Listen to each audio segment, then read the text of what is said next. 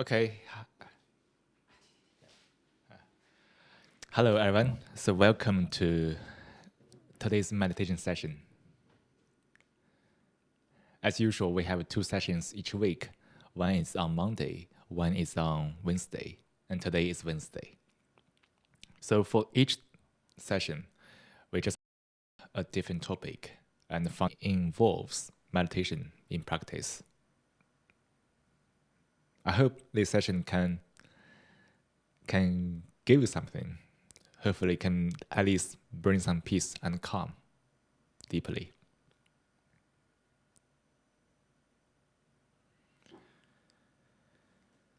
Okay.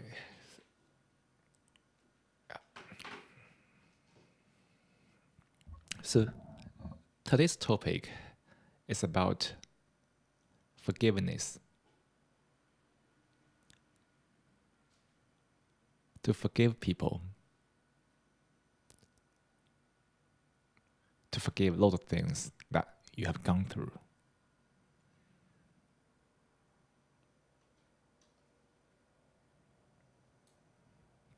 For some people, probably for many people, to forgive someone is never easy. When people in that emotion with the resentment or even hatred, in that violent state. Yes, it's violent, is it?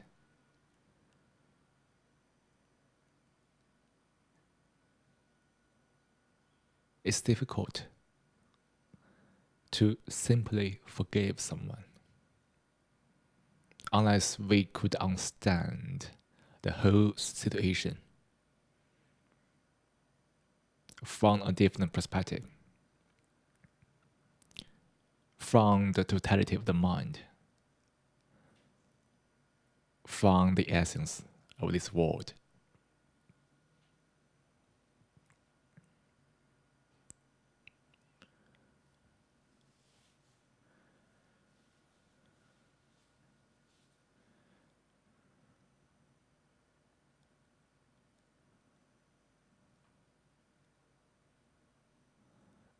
When people don't want to forgive,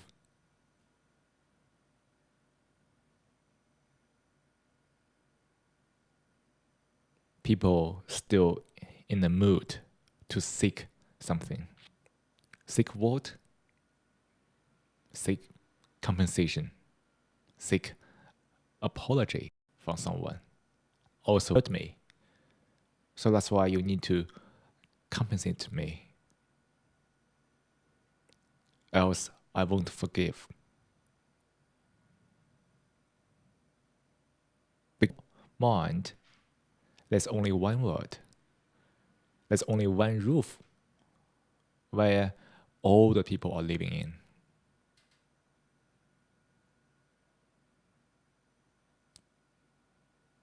So the relationship between human beings has been regarded by them as kind of exchange, trade. If I forgive someone in this trade, obviously I lose something, right? Because I forgive somebody, and it means that I give up seeking compensation. And if if I don't seek compensation, there's nothing I can be attached to heal my feelings. Which means that if I got the compensation, I can rely on that compensation to heal my feelings because I'm attached to that compensation.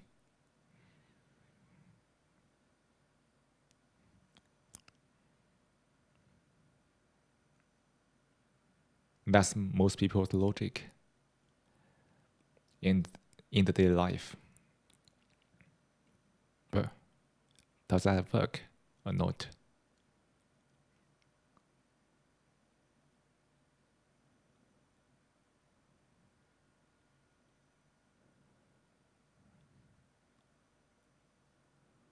will someone who think hurt you compensate you?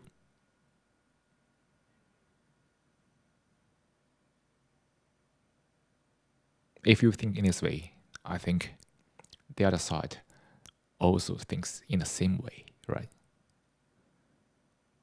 You seek compensation from the other side, and the other side also seeks compensation from you. The conflict perpetuates. Both assumption, logic. It is very difficult to forgive. Because forgive means giving up your benefit, giving up your compensation.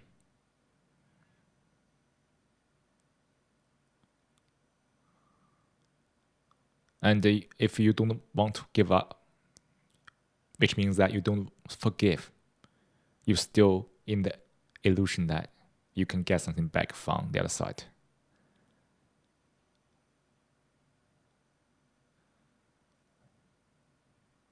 Hopefully, the thing you get back can have some kind of a sentimental values to heal your feelings.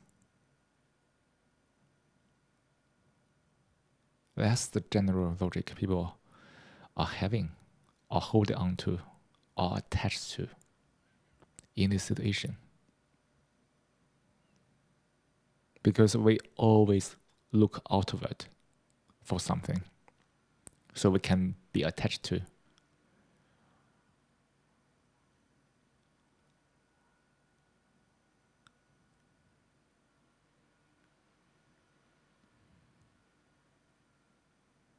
This happens a lot in the capitalism society, right? Everything is in money. No matter how hard you hurt, I can give you money to alleviate that kind of hurt, hopefully.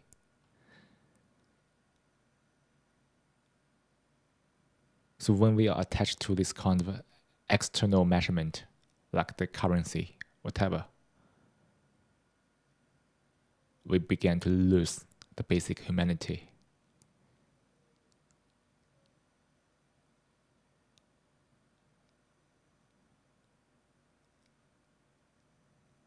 We need to realize this distortion here of the mind.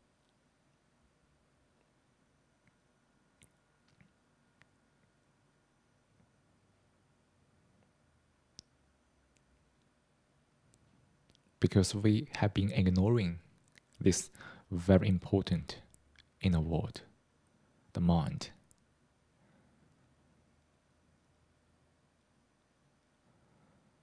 The mind is so easily disturbed, is it? You can be disturbed about anything you take seriously.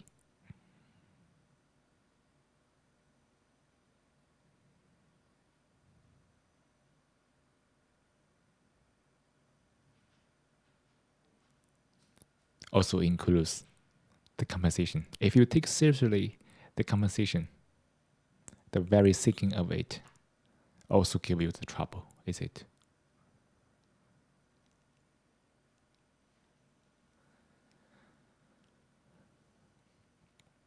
Anything we did out of the intention, out of the mind, only adds up to more activities of neurons. We think that someone has hurt us, and we are very good at blaming others for the trouble. But could we slow down a little bit to try to analyze this part?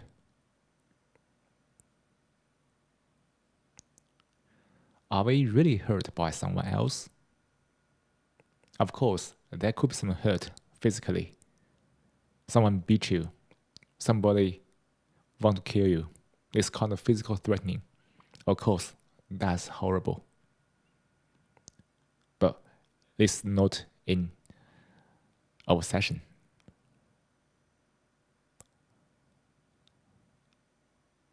what we are talking about today and in the past sessions is all in the such psychological world.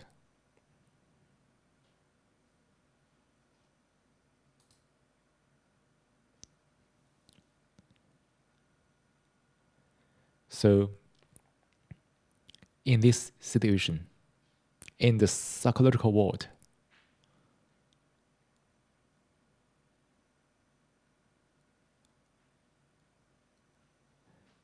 we need to look at carefully about the hurt. Who is hurting us? Are you really hurt by someone? By your girlfriend, boyfriend, by your family members, by your colleague, by anyone?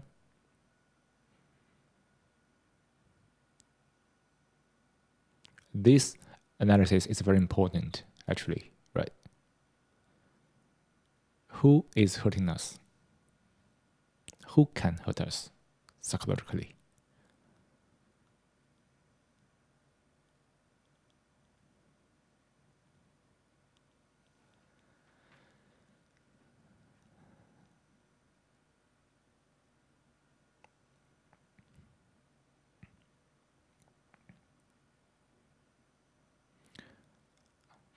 Are you hurt by someone really, or are you hurt by the reaction to your self-image, to a thought, to other people's behaviors, words, stuff? Have you ever noticed this before? Between you and this world, there's a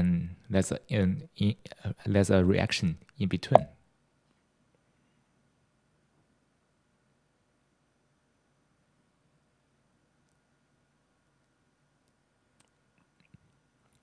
When somebody did something, maybe said something very unpleasant, and you react to it, then you go hurt.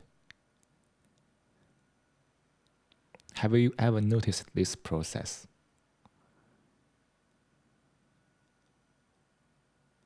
It's your reaction by the person you mean. You are disturbed by this reaction.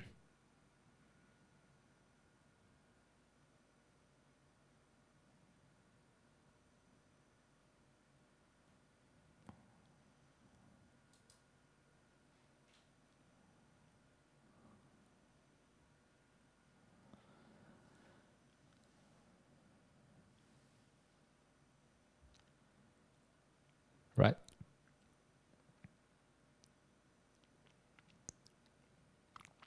So the mental challenges come from the reaction. I hope everybody can think about that carefully. When you react to it, you get hurt. If you don't react, no matter what the other people did or spoke, if you have no reaction towards it, what will be the result? Would you still get hurt?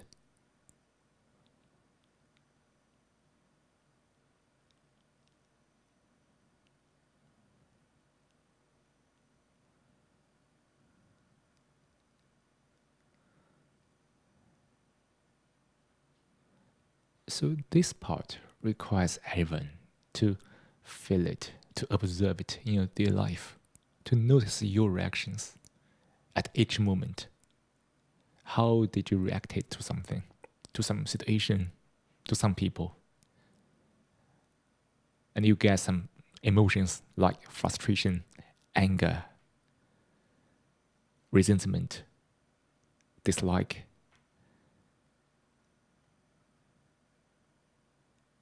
And if you don't forgive, which means that you still care about that, you still take it very seriously, and that reaction is perpetuated by your insistence. And then you keep being disturbed by this reaction because you still want to seek compensation from other people. So you hold on to that reaction.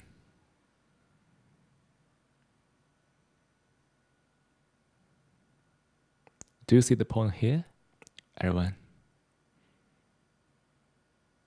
It is not little, very counterintuitive, right?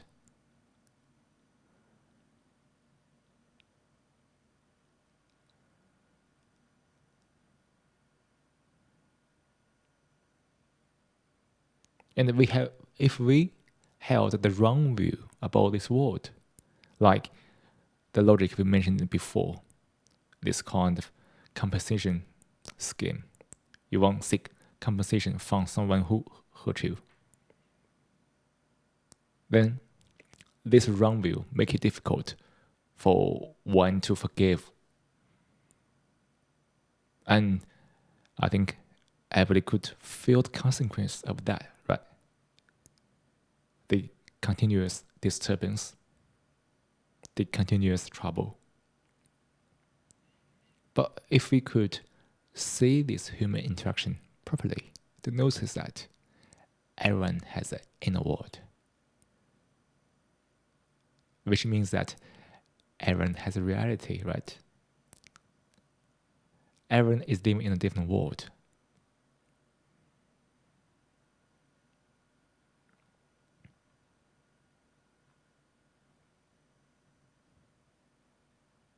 And how we react to the world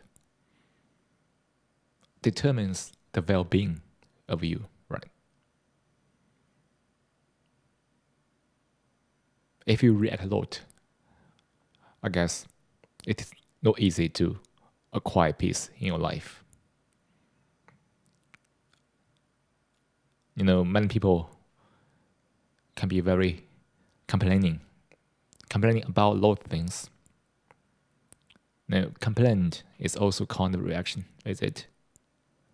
If the society has a lot of complaining, I guess it's not easy for people, at least for that group of people, to be really peace.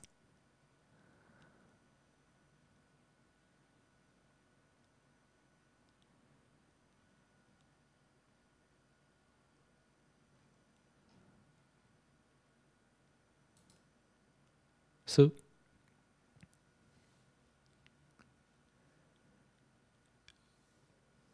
forgive someone. It's very simple, right? If we have held the proper views about human relationships, we just want to end the reaction, return to peace. And that's to forgive someone.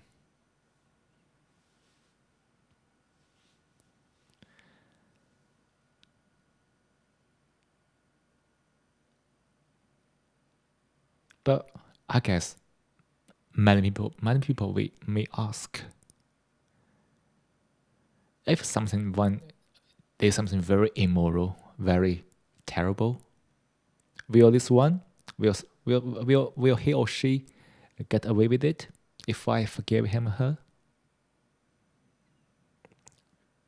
So I need to reiterate here.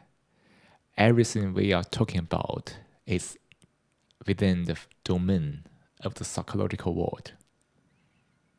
You decide to forgive someone psychologically means that you want to end the reaction to it.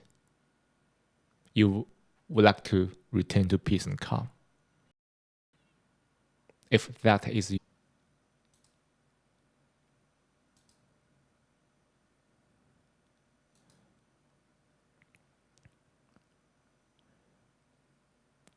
when you psychologically forgive someone, it does not mean that you do nothing to fight against the wrong behaviors, the unwholesome behaviors.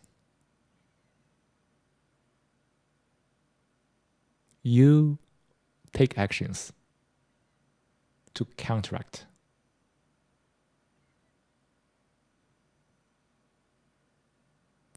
those behaviors, when you are very thin.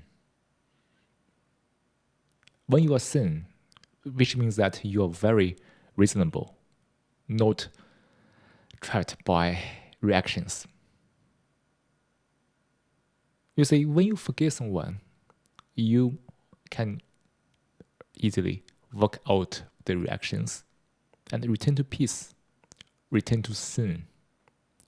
That sanity will give you the clarity to take actions, to do something proper, to counteract the unwholesome behavior. You forgive somebody and you have the sanity, the clarity to take actions. If you don't forgive someone, which means that you still take it very seriously of the situation, and your mind is still being disturbed, I would say it's difficult to gain clarity in that mental state. Without that clarity, it can be very difficult to make a proper behavior, to make a proper decision and actions, right?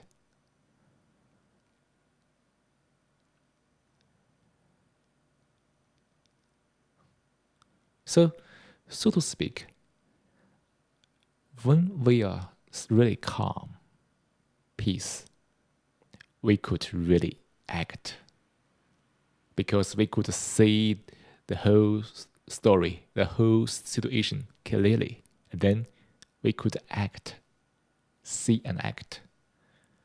But if we are not peaceful, we are not calm, we are disturbed, we lose that clarity and peace and calm. It's not here. And we also could not see the situation clearly because the direction we are in has built up a wall which is purely entrap us to see the whole world clearly. When you can't see the whole world clearly, you couldn't really take a proper action. So that's why, again, we said peace, calm is always top priority, right? It gives you the energy to see and act properly. And that's why we meditate.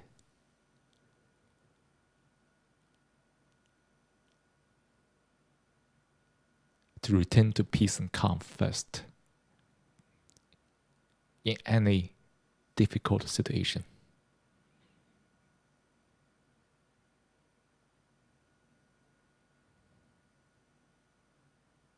To understand the mind, the human being, the essence of the world, wholly and totally.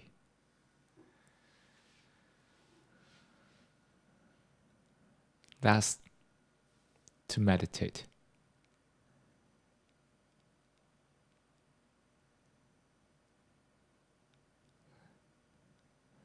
Of course, there are millions of forms of meditation, like the breath meditation we will do in the next few minutes. But there's no fixed form. Even you are reading a book with your full attention on it, that's also a meditation. Just like we have talked and discussed in the past novel. This kind of, when you give attention to your mind, not to what I said, to your mind, and then we explore it together, just like now, it's also meditation. If you walked on the road without being distracted by your thoughts,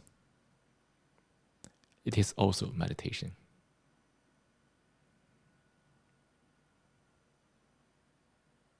So anyway, let's do the first part of meditation today in the next 10 minutes.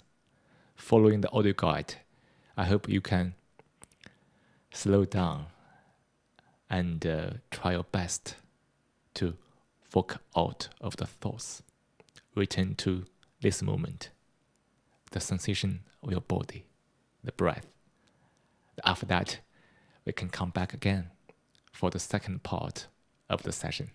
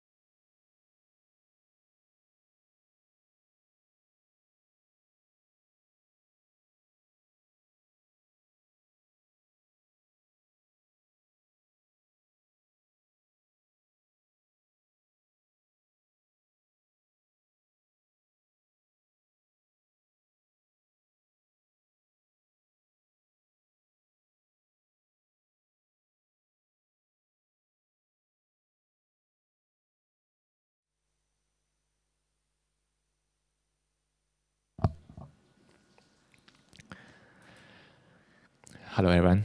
Welcome back to the second part of the session. I hope everyone has a very peaceful and calm state in the past 10 minutes.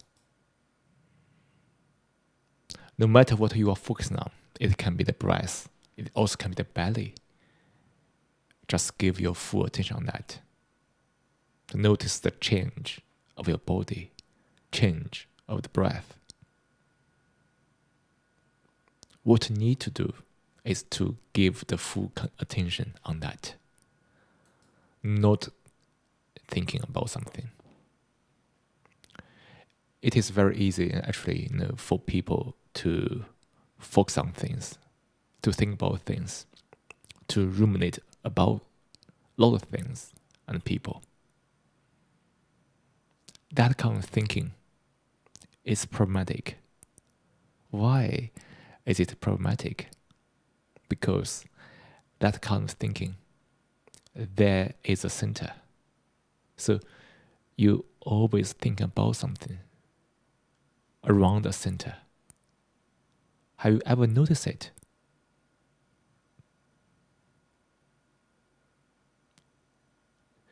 Did you ever notice that center in your thinking?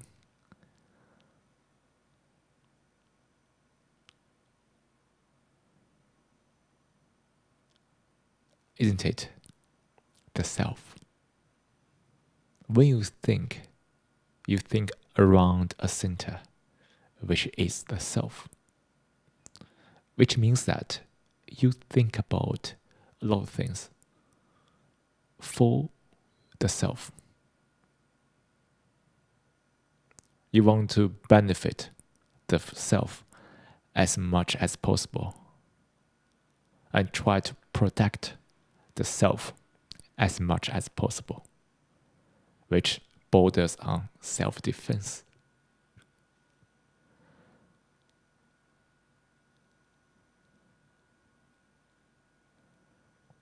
But I guess you feel that kind of thinking is very tiring, is it?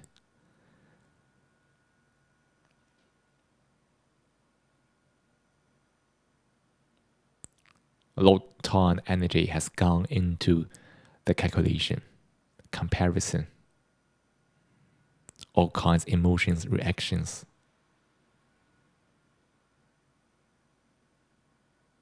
For the self-image, anything around the self. When you think about the self, there is all kinds of conflicts.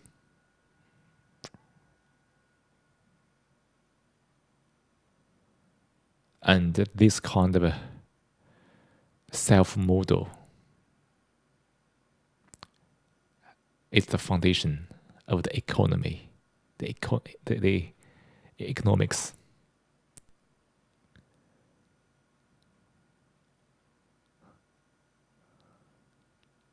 And the whole society is running on the self.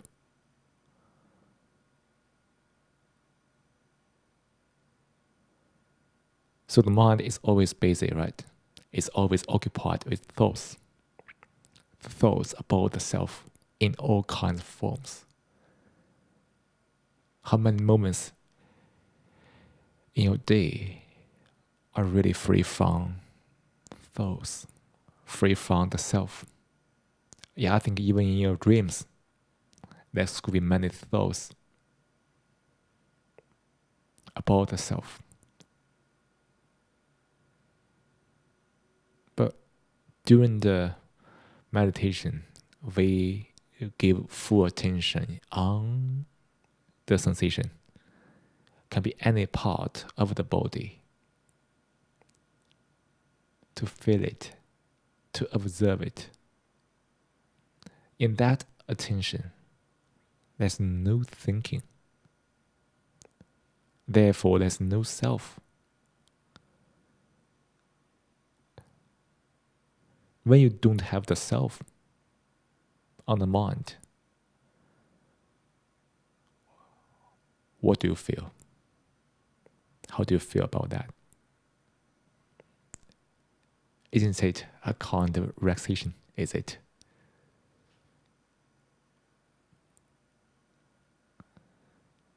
It's similar to the sex. When people are engaged in the sexual activities, that sensation, in that sensation, there's no self. And people, are creating all kinds of activities, hopefully to forget the self for relief.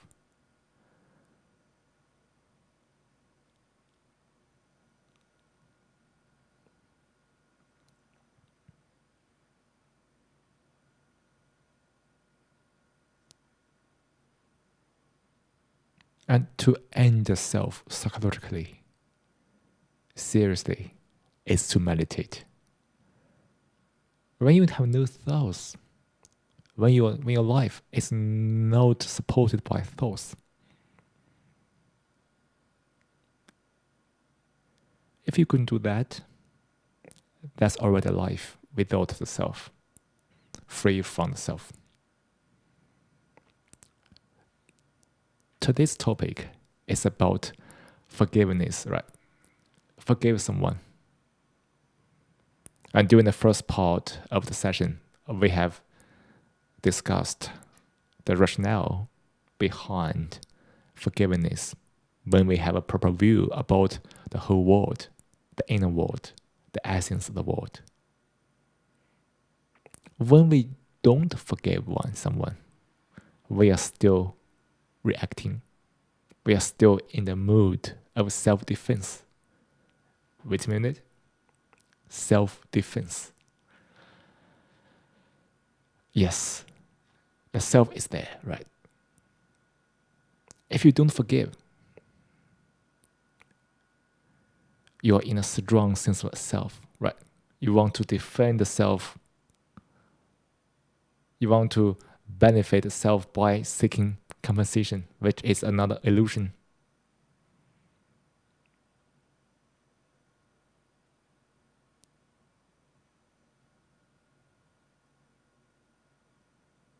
So to forgive is also to end the self, the source of all kinds of mental challenges.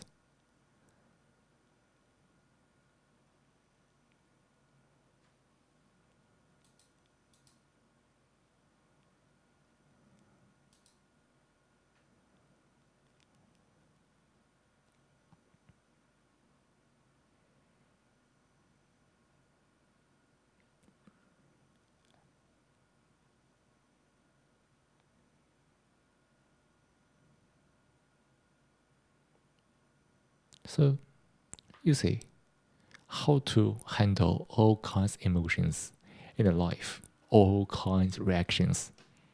Like today, we mentioned forgive. Isn't it to end the self? Forgive is a way, is a wisdom to end the self in some situations. So when you have no self, your mind can return to peace shortly. When your mind is clear, you could take actions.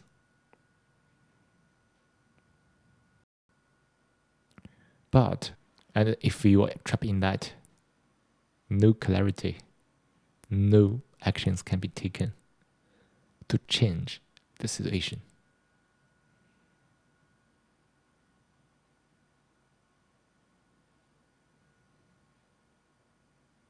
In a word, the psychological existence of the self is the only source of all kinds of problems we are going through.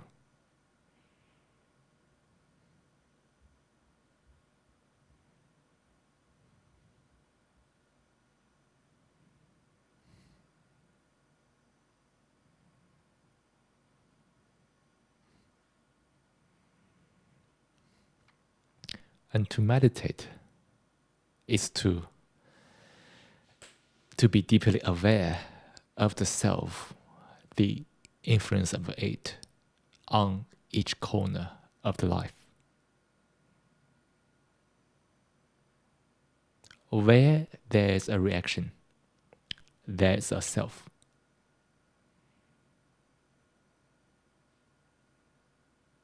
Look at the troubles you have gone through and you are going through. Aren't they the consequence of the self? In different forms of the self. Self-consciousness, self-defense, self-importance, arrogance. You name it.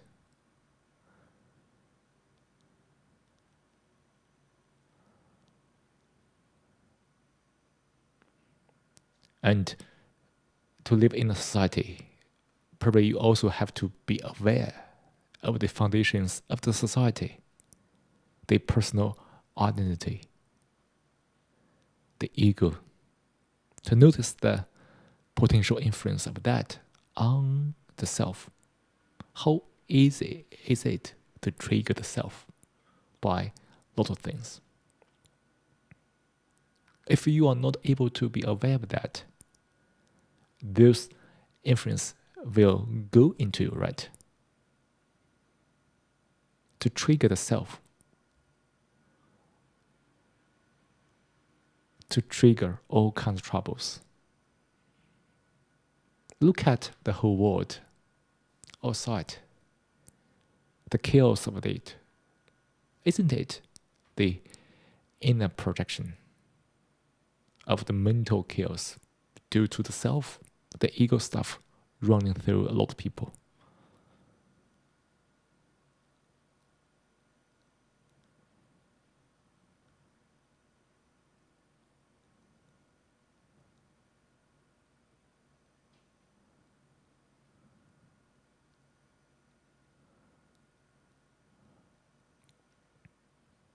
It is very important for people to notice the havoc wreaked by the self, the existence of this psychological concept from the very old time until now. Nothing is really improved, right?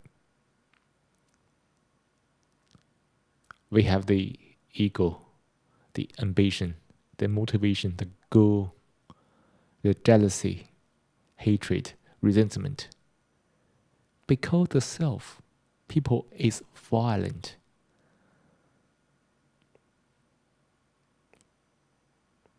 The violence is not only about the physical violence, which is obvious, but also the psychological ones, right? People speak the hurtful words. People make false accusation.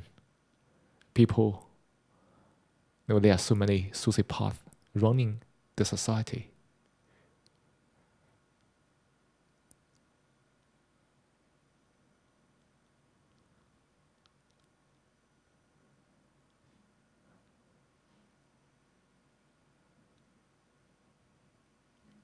We need to understand this deeply. To end the self in each of us, so we can feel peace and free in this world, in this chaotic world.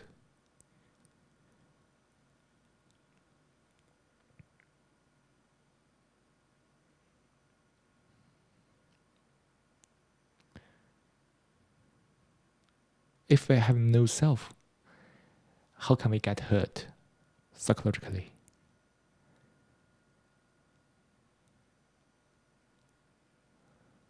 If we have no self, no thoughts about that, what kind of freedom we can get? When we have clarity on the mind,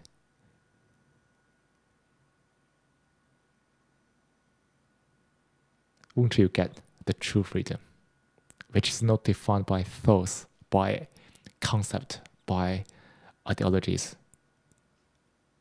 but it's a true feeling that you feel free to do anything you want. When you have no self, no matter what you do, it is always moral,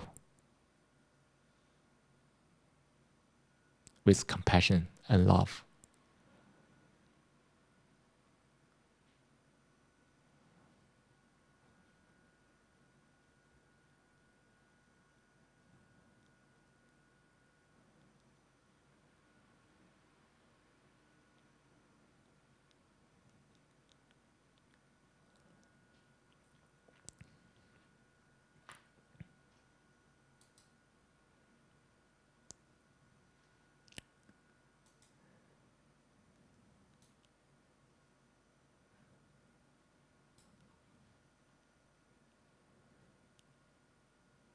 So that's all for today's meditation session, the topic of which is forgiveness.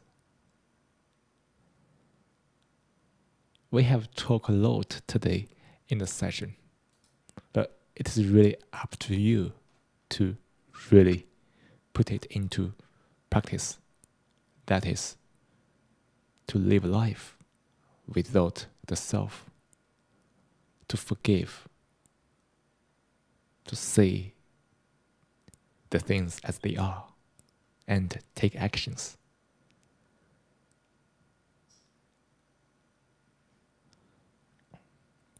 You take actions to counteract the improper behaviors running through the society, not out of your hatred for the self, but for the compassion of the whole world, the whole humanity.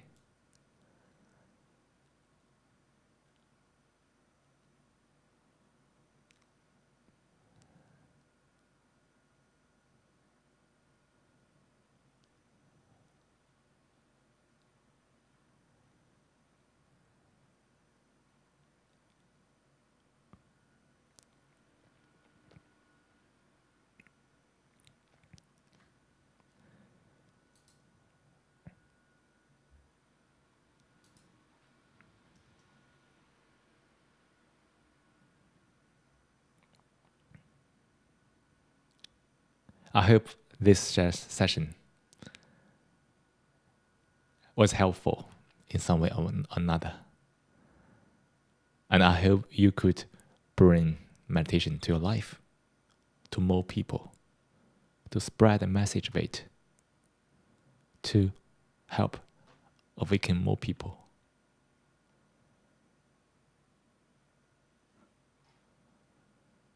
And thank you for being here tonight to spend the last hour together to meditate, to relax, and to reflect. I hope you have a wonderful evening. And also the whole week. And hopefully see you guys in the future sessions. Thank you very much. Bye-bye. See you in the next session. See you in the future.